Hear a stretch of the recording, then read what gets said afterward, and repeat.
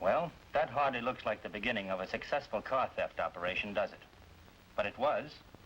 At least it was the beginning of an almost successful operation. Of course, at the time, we here at State Police Headquarters weren't concerned about the wreck. That happened to the north of us. But if you're curious about it, a man named Gregory Taylor was driving the car, and he was killed in the accident. Incidentally, he owned the car. But let's take a look at the file in this case. Then we'll have a better idea of how the whole story fits together.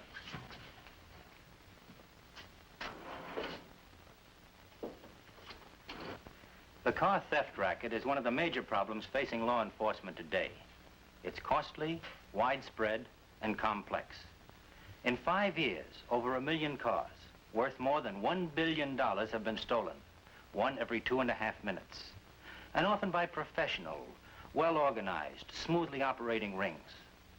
Their method of theft, concealment of identity, and sale of stolen cars sometimes defy imagination. Take the method used here, for instance.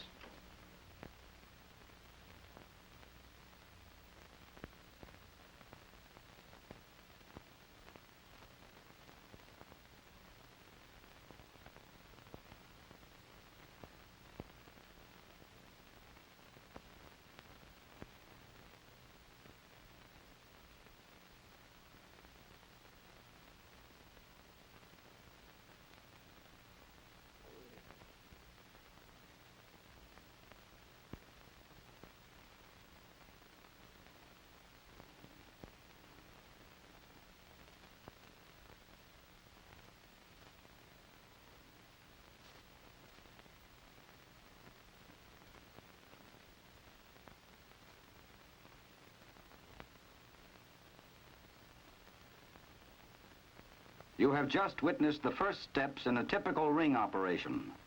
They've got a natural front here, a good going gas station, and they're doing all right. Must have an angle, that's what the competitors say, and they're right.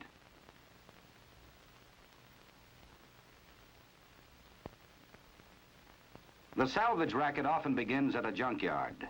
It's easy enough for a member of the ring to buy a wreck from the junk dealer, just has to give his name or the one he's using at the moment. Then he says he's in the repair or rebuilding business. This is Arnold Logan, occasionally calls himself Blake. He owns the gas station you just saw, and he's looking for a car, a special car. But it's no problem. He already knows the car is there, knows just what he wants. After all, he just stole one exactly like it.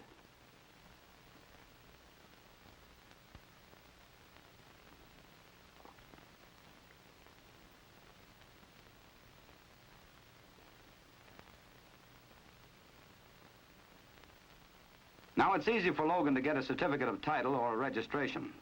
They usually accompany the purchase of a salvaged car. That gives him an important part of what he needs. Now he's got his serial number.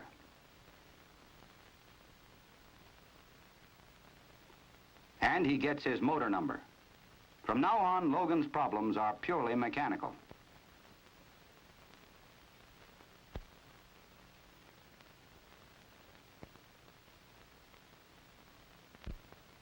Of course, if all he needs is a bill of sale, certificates of title aren't so important.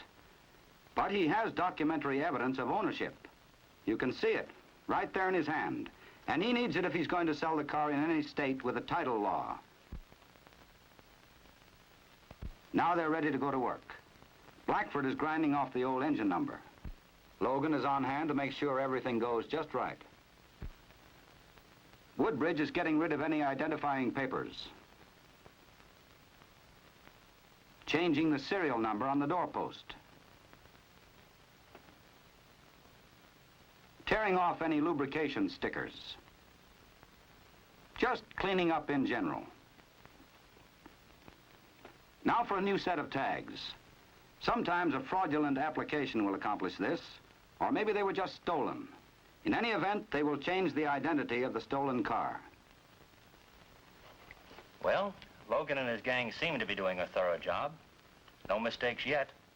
Motor numbers changed, serial numbers changed, tags are new, and there's a certificate of ownership to prove that everything is just the way it should be. And now, with the identity change complete, the doctored stolen car is ready for market. Even the best organized car theft ring must take some calculated risks, and crossing a state line is one of them. Up to this point, the entire matter was purely a local issue. But that last half mile gave the FBI the power and welcome opportunity to join with local, county, and state law enforcement agencies. Now the odds against Logan are just that much shorter. Here at this busy, bustling automobile auction, Logan's odds were much better. There were many people here whose only purpose in being around was to buy cars. And Logan can sell at any price.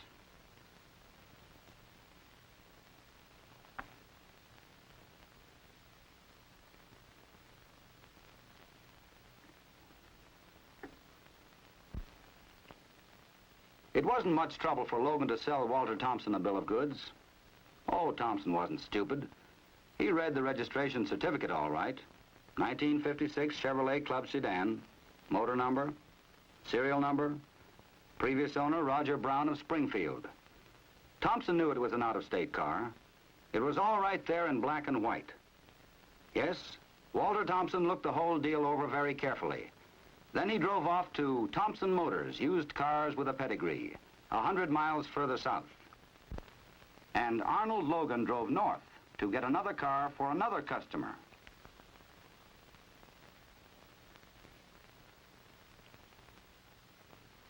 Well, Walter Thompson did all right. He'll be able to make something on this deal if he doesn't look too closely at the pedigree.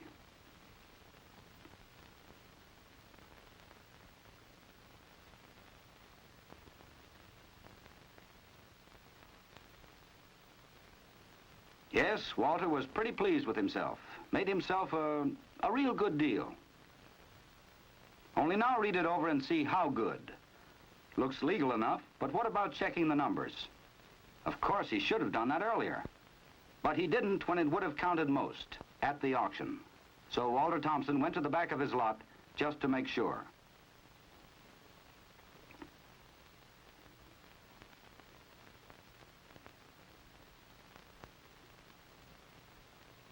Oh, the motor number checked out all right, just as it should be.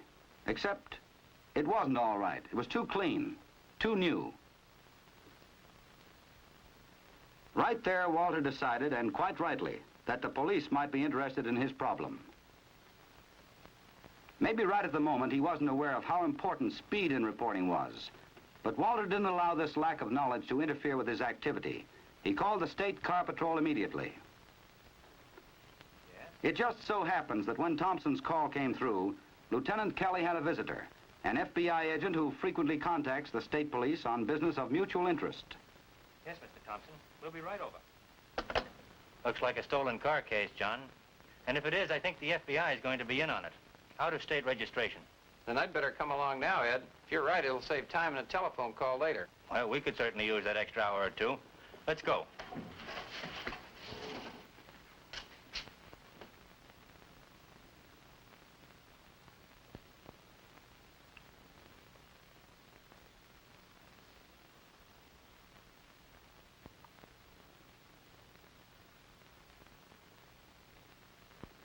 After a few words with Thompson and a quick look at the papers, both Kelly and the FBI agent knew. The out-of-state business was about all the information they could gain from the certificate of ownership for the moment. But they hadn't expected much more. A clever ring doesn't usually make obvious mistakes on the documents of ownership. But a careful examination of everything prevents overlooking something. Their next step was to take a look at the car itself. Of course, the obvious discrepancy was the one that first caught Thompson's attention. The motor numbers had been altered. The surface there was too clean, and there were definitely grinding marks. This was Logan's first mistake, and it was the one that aroused Thompson enough to call in the state police. For Lieutenant Kelly and the FBI agent, it was the first break. Now they went over the car in detail, from the outside first, especially for fingerprints. But professionals are usually pretty careful about leaving obvious evidence around. This was no exception. Certainly no fingerprints. No personal papers or articles, not even an old newspaper.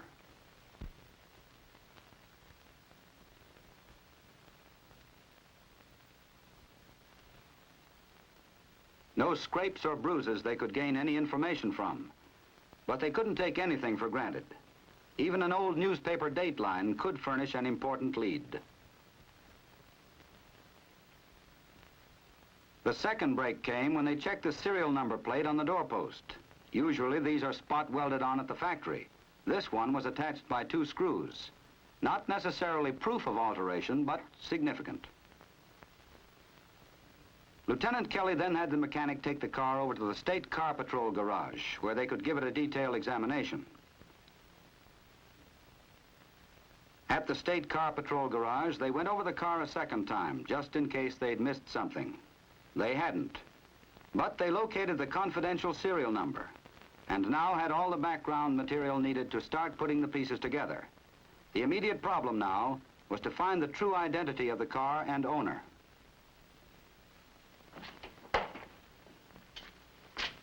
Well, at least we have something to go on. Enough, at least for the moment. You mind if I use your phone? Of course. Help yourself.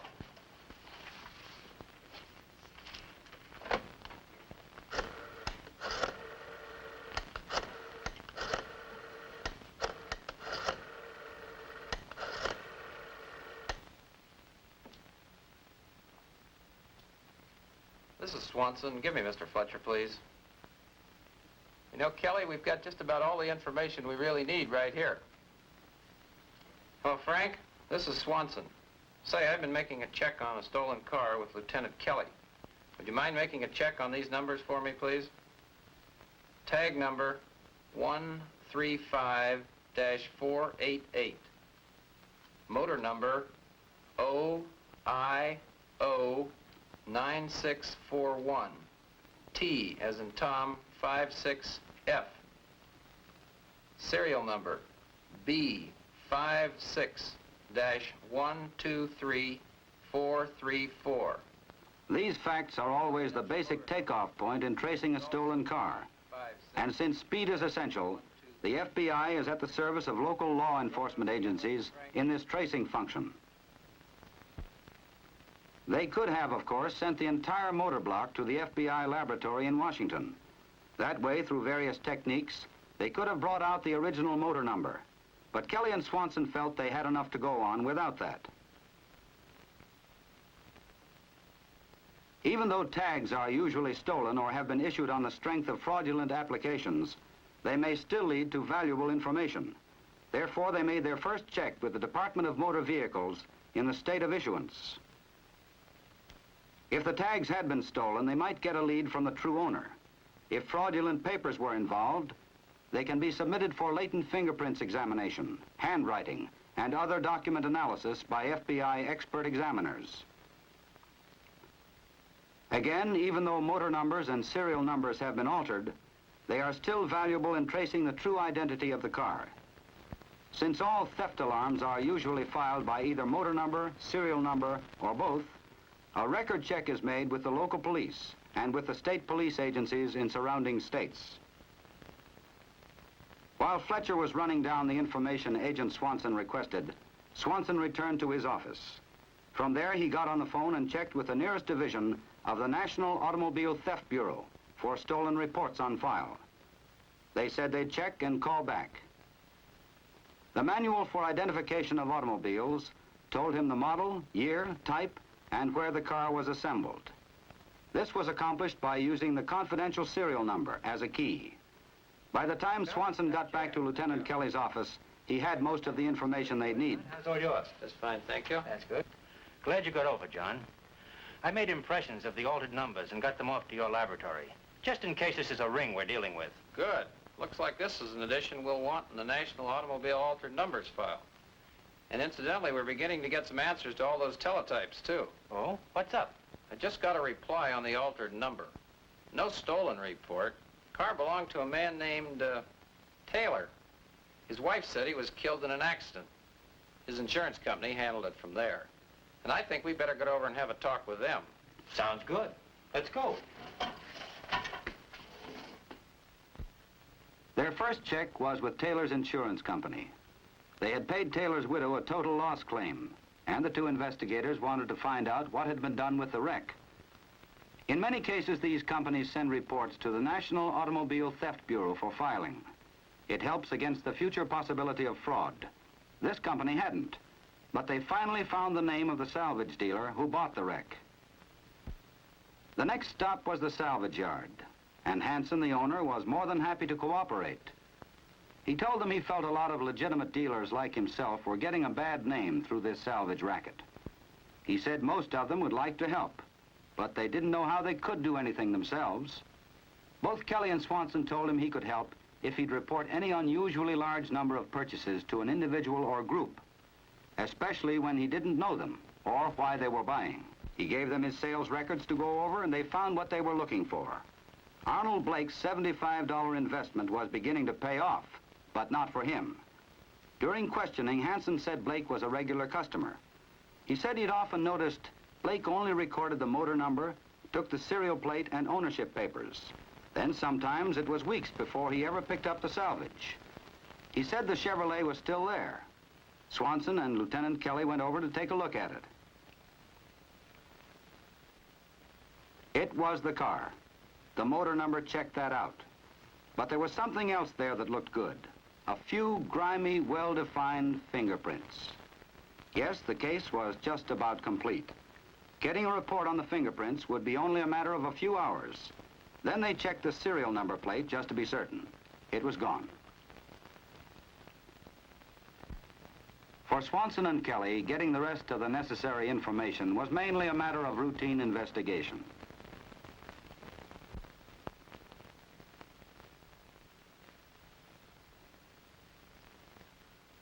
A check of the neighborhood revealed that Logan usually had a large number of late model cars around, most with out-of-state tags.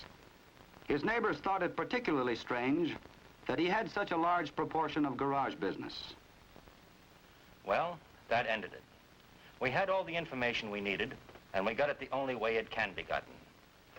Through careful examination, swift tracing of stolen cars, intelligent investigation, and close cooperation between all levels of law enforcement.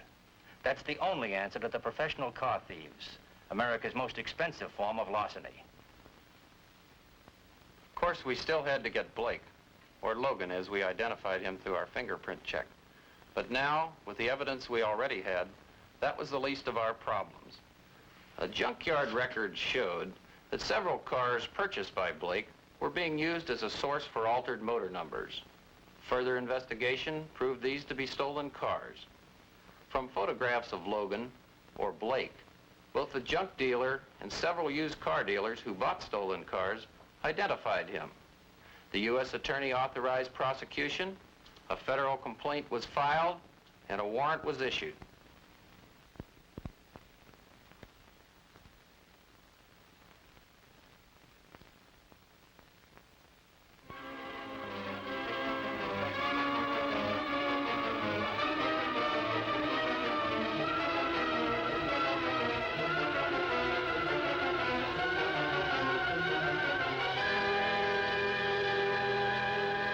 That's how it was done by one ring. But that was only a single factual instance. In this far-flung larceny, professional car thieves operating in carefully organized, smoothly functioning rings are the greatest challenge to America's law enforcement agencies. But every scheme contrived by these crooks can be unraveled by quick, intelligent police action. Somewhere along the line, the cleverest ring will blunder. A clumsy sale, a mistake in ownership papers, or a botched job in altering identification numbers. Any one can be the fatal mistake. But probably most effective is just plain vigilance on the part of used car dealers and buyers. A thorough check at the point of sale saves everyone time, trouble, and expense.